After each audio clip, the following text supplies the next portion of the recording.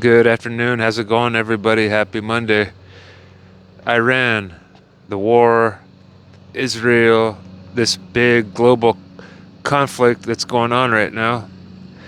Not totally global, but it affects a lot of people in the globe. I'm going to get into my perspective, a more spiritual or objective perspective, hopefully, than what you're used to hearing when it comes to this thing. So, if you end up liking it, please like the video, subscribe to the channel. It helps a ton when it comes to reaching a wider audience via the algorithm. So, many thanks. This is kind of a topic that I don't want to get into too much, but I feel there's a need for a little bit more objectivity in the land of extremes, in this landscape of extremes, one way or the other, that we live in today. Now, a lot of people may think somebody with a neutral perspective is just bypassing out of avoiding conflict or discomfort. Maybe some people, but for me personally, it's a game of assessing two evils and who the lesser of two evils is. So I don't fully back each of these sides because they both have blood on their hands, and at the end of the day, me picking a side and attaching to that side isn't going to end it. It's not going to end the war. It's not going to empower people. That's what my focus is: empowering people, empowering you to actually make a change that will impact the world. And I'm going to get into how that ties into this topic in a second here. But at the end of the day, in any big conflict, one side always believes themselves to be the bigger victim and the other one to be the bigger villain. This happens on a micro level within our own little family circles, our households, our work circles, our boss, and it happens local government, happens in bigger, greater government. Everything from abortions to being a vegan to war. People's ego likes to take the mask of moral superiority so that they can do just that, feel superior to another and one up somebody. A lot of time people's anger is at the surface, so it doesn't allow them to go deeper into understanding the other person's perspective, because underneath anger a lot of times there's just other emotions, fear, things like that, shame, guilt, and anger is just at the outer forefront because people aren't very skilled at processing their feelings these days, of course, or maybe most of history. So since people go around thinking one side is the bigger villain and they can't agree on who is the true villain, the fire versus fire mentality happens. This is another reason why I don't vehemently choose a side, because if you fight fire with fire, the whole world burns. History only shows that. The people who have made some of the biggest change, I think of Gandhi and Martin Luther King a lot, are folks that aim for peace and they put their focus on peace. They are very strong in their will. They're very determined, but they are about understanding their enemy. Even the Bible says that. I'm not Christian, but there's a lot of gems that I do believe are in the Bible. Love your enemy. And what does love mean? Love means to understand. So to understand, that means you have to put your anger aside and look at that person's upbringing, look at their childhood. Why are their views different than yours? What shaped their views? There's a lot of experiences, a lot of trauma, a lot of pain oftentimes.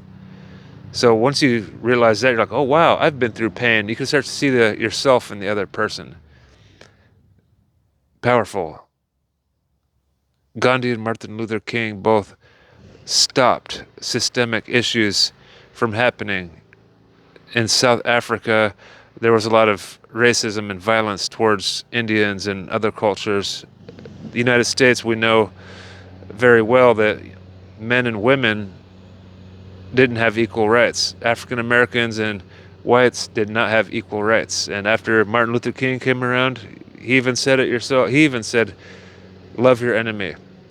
To love also doesn't mean to forget. To forgive doesn't mean to forget. It doesn't mean to not have boundaries and that you let people walk on you.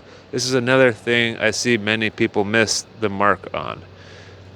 To understand somebody's perspective and to love them does not mean you excuse their bad behavior.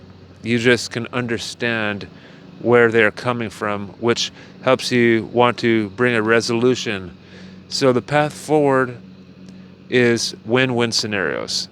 When one side always believes they're the bigger victim or the bigger villain in a marriage or a work situation or in a country global situation, they go to what's called win-lose scenarios instead of win-win scenarios. And either my way or the highway. We live in this world that still goes by the law of the jungle, sadly. If there's a tiger, we act like animals. If there's a tiger, then I need to defend myself. And that's understandable perspective too. One perspective says, hey, these people are building nuclear weapons. So if we do that, then they're going to take over the world. And maybe that's true. Who knows? That's why we spend so much money on defense. It's kind of sad we could spend that money on enriching our society. But because one country has nukes and big weapons, the other ones have to do it too. Or they believe they do. Maybe they do. I don't know. But it seems understandable that they feel they need to arm themselves. If there's bad guys all around you, don't you think that you better have some way to defend yourself too? But the thing is, until everybody puts their arms down at once, this whole conflict stuff may keep happening. So let's get to the solution, because yes, that sounds kind of unlikely that everybody's going to just put their arms down and say, let's all be one and kumbaya. That sounds nice, but humanity has a lot of momentum into the damage that's being done today, and it's going to take some momentum and time to reverse it. So what do we do now is be the change you want to see and start on that micro level in your household. Communicate with people with understanding before you react to your anger and your old stories. Listen deeper, because that has a ripple effect. It seems small, but it isn't.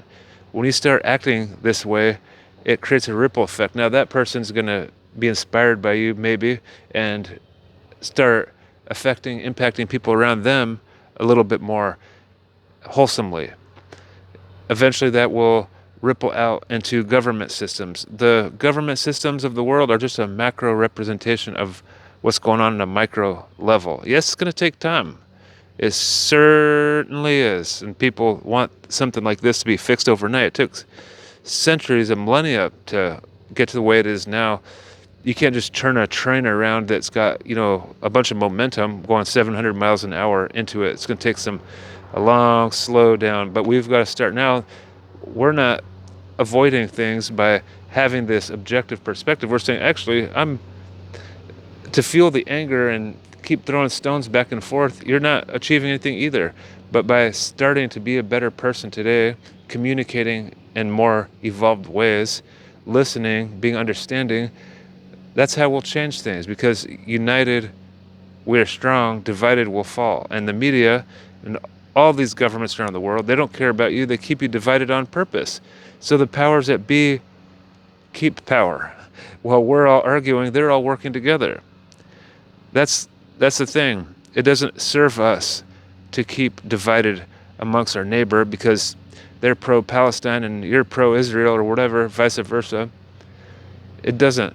Meanwhile, the left and the right work together to plan your future. So that's all I've got to say about that. Let me know what you think. I know a lot of people may disagree. That's okay. I welcome it. Take care, everybody. If you enjoyed this video, please like it, subscribe to the channel. It helps a ton. I hope you're having a blessed spring. Take care. Thanks. Peace.